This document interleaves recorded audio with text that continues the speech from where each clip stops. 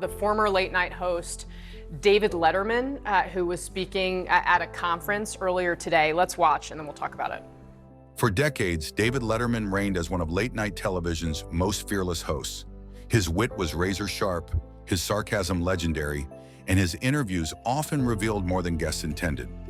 Baby. I mean, is it any wonder I pound out of bed every morning with a smile on my face? Behind the laughs and applause, however, there were moments when Letterman's encounters with Hollywood's so-called Golden Age icons left him and the audience feeling uneasy. Some guests carried an aura that was darker than the cameras could disguise.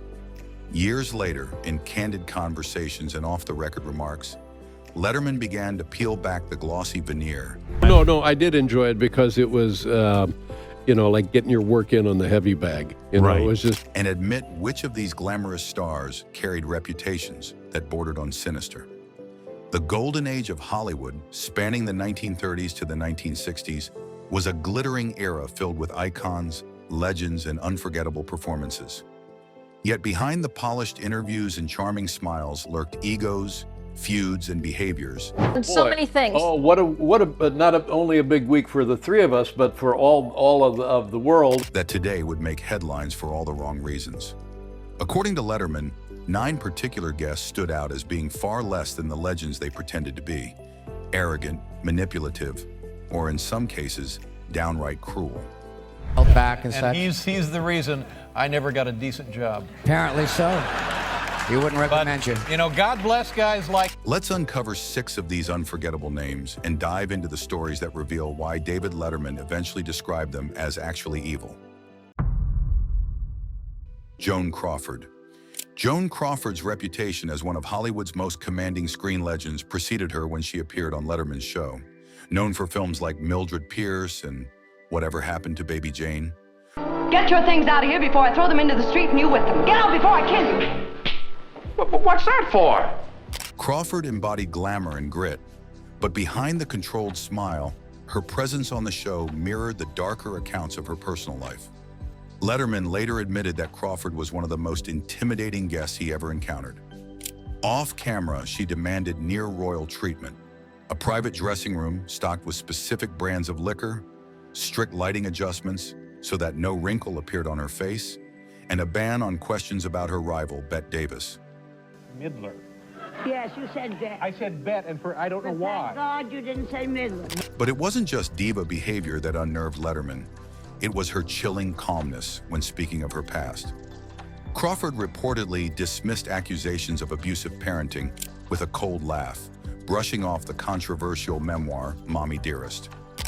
Letterman recalled feeling a chill in the room when she spoke, as though her carefully polished Hollywood veneer hid something far more menacing. Marlon Brando. Marlon Brando's appearances on late-night TV were always unpredictable, but on Letterman's show, he took unpredictability to another level. Known as one of the greatest actors of his generation, Brando also carried a reputation for arrogance and cruelty. That I cannot do.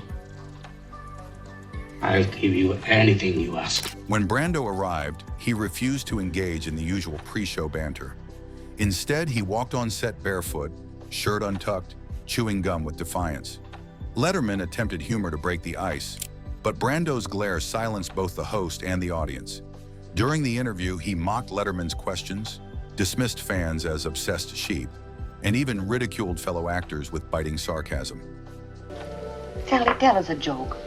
Tell us a funny little story to make us all laugh. I don't know what's the matter. What struck Letterman most, however, was Brando's unsettling enjoyment of making others uncomfortable. He thrived on control, whether by answering questions with silence or suddenly shifting into a theatrical monologue that seemed designed to humiliate his host. Afterward, Letterman admitted that while Brando was a genius on screen, in person he radiated a darkness that was impossible to ignore. Judy Garland. Judy Garland was beloved by millions for her role in The Wizard of Oz and her unforgettable voice. But Letterman's account of her late career appearance tells a different story. The crowd goes crazy. I know. Thank you. That's nice. Let's talk a little bit about the weather. Garland arrived late, heavily medicated and visibly unstable. Backstage, Garland alternated between bursts of affectionate charm and venomous outbursts at staff members. Letterman later admitted that he felt more pity than admiration, describing how Garland's laughter seemed forced, her eyes tired and vacant. On air, she tried to maintain her cheerful persona, but the cracks were visible. Her voice trembled, her answers rambled, and she seemed lost in her own thoughts. The darkness wasn't just in her behavior, but in the aura she carried. Take your hand, shout hallelujah, come on, get happy. We're going to the promised land. Garland had been chewed up and spit out by the studio system, and the bitterness of her later years revealed itself in subtle digs at old colleagues and her shocking candor about Hollywood exploitation. Letterman called the experience heartbreaking, but also frightening, as though Garland's pain had twisted into something far more haunting. Frank Sinatra. Frank Sinatra was a giant of music and film, but according to Letterman, his presence backstage was more mafia don than crooner. From the moment he stepped into the studio, Sinatra carried an air of authority that silenced the entire crew. He arrived with a strict list of demands, certain camera angles, no questions about his ties to organized crime, and no mention of rival entertainers. When Letterman tried to push back with humor, came true, my love. Sinatra leaned forward with a cold stare and said, "Careful, kid. You don't want to regret this on air." Sinatra was polished, smooth, and charming, but Letterman could feel the tension. Every laugh seemed forced, every smile rehearsed. She gets too hungry for dinner at 8. Off camera, stories of Sinatra's temper and his alleged connections to dangerous circles added to the unease. Letterman confessed years later that Sinatra was one of the few guests who genuinely scared him, not because of what he said, but because of what he implied without words. Elizabeth Taylor. Elizabeth Taylor's visits to Letterman's show were headline-worthy, but behind the glamour, she revealed a darker side. Taylor demanded constant praise, expected Letterman to feed her softball questions, and dismissed any serious conversation about her tumultuous personal life. And this is the other thing that, why I'm about to cry. It's named 1989 because you were born in 1980. Backstage, she reportedly treated assistants poorly, snapping at them over minor mistakes and expecting others to bow to her whims. Letterman admired her talent and beauty, but admitted that her arrogance left a bitter aftertaste. On air, Taylor's laughter often felt sharp, almost mocking. I'd rather mingle with my sister than mingle with the crowd. That is... And she showed a talent for turning the tables on Letterman in a way that made the audience laugh but left the host visibly irritated. Later, Letterman would describe her as a star who believed her own myth to the point of cruelty, suggesting that the real Elizabeth Taylor was far removed from the beloved screen goddess audiences adored. Orson Wells, the brilliant mind behind Citizen Kane, was one of Letterman's most complex guests. On the surface, he was charming, eloquent, and endlessly entertaining. Yet beneath the theatrics lay a manipulative streak that Letterman couldn't ignore. Wells controlled every aspect of his appearance. He dictated camera angles, demanded that applause be cued at specific times, and even tried to influence the flow of the conversation. His booming voice and grand gestures delighted the audience.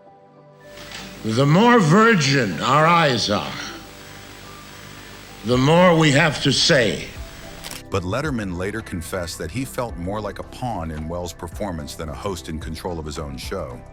The most chilling moment came when Wells leaned across the desk and, with a smirk, told Letterman, "Television is just a tool for magicians, David, and you are the rabbit." The comment was delivered as a joke, but the icy stare behind it made it feel more like a threat. David Letterman spent decades sitting across from some of the biggest names in Hollywood, peeling away their carefully crafted images with wit and curiosity. While most guests left fond memories, there were those whose presence carried a darker, more unsettling energy. From Joan Crawford's icy detachment to Marlon Brando's cruelty, Judy Garland's haunted instability, Sinatra's menacing aura, Elizabeth Taylor's arrogance, and Orson Welles' manipulation, these icons revealed themselves in ways that shattered their Golden Age myths. In the end, Letterman's candid reflections remind us of a hard truth. Fame can disguise cruelty, and legends are not always heroes. The Golden Age sparkled with glamour, but behind the lights and applause were shadows that only someone sitting face to face with these icons could truly see. Truly,